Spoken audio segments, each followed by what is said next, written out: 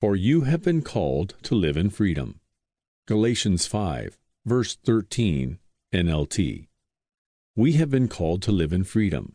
So why do we allow or cause ourselves to become bound by the perils of this life?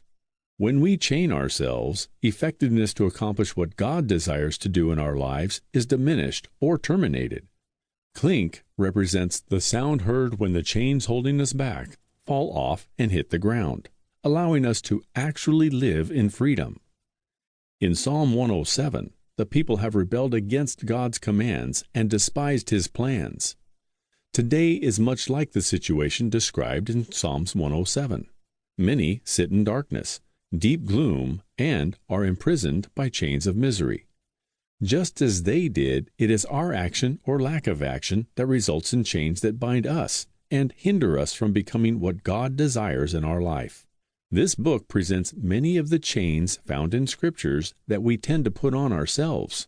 Examples of these chains' effect on people in Bible days and us today are given. Additionally, each chapter will present keys to unlock these chains. In Psalms 107, the people cried out to Him, and He snapped the chains.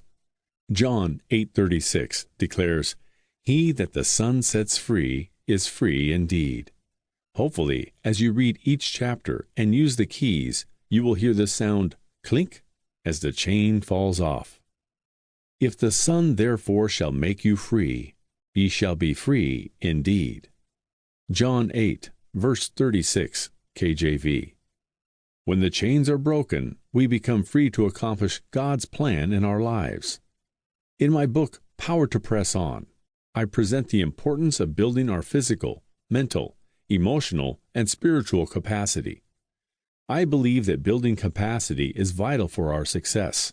However, I have come to realize that having the power to press on is not the same as pressing on.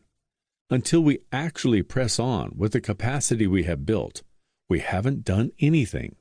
So, why don't we do something with the power we have built to press on? I believe it is due to the chains that we allow to easily beset us that hold us back. Let me say, I believe we are less likely to allow the chains to be placed on us if we have consistently developed in our physical, mental, emotional, and spiritual beings. There will always be attacks to try to hold us back. Satan never gives up. Satan does not care how much power we have to press on unless we use it to actually do something.